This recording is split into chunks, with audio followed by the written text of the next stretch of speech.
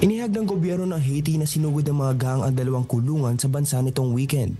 Naitala ang insidente sa Port-au-Prince at ang isa naman sa Croix de Bouquet.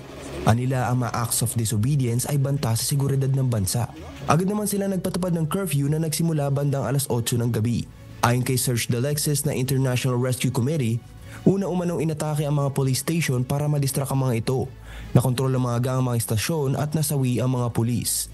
Nasa 12 individual ang nasawi habang nasa 3,700 naman na preso ang nakatakas dahil sa pag-atake ng mga gang.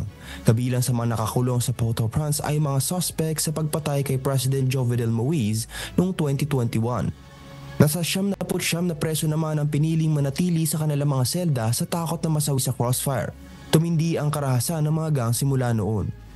Hindi pa napapaltan si Mr. Moise at wala pang naging presidential election sa bansa mula 2016.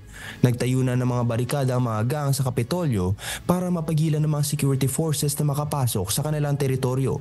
Marami na rin nagsarang paaralan at mga negosyo at may mga naiulat na rin pagnanakaw sa lugar.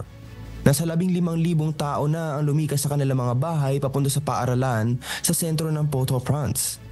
Umalis naman noong Huwebes ang Prime Minister patungo Nairobi para humingi ng multinational security force galing sa Kenya. Doon idineklara ni gang leader Jimmy Cherizier ang planong pagpapatalsik dito. Nasa 80% ng Port-au-Prince, capital ng Haiti, ay kontrolado ng mga gang. Maraming taon na rin may gang violence sa nasabing bansa. Charles Corpuz, humahataw sa balita ngayon.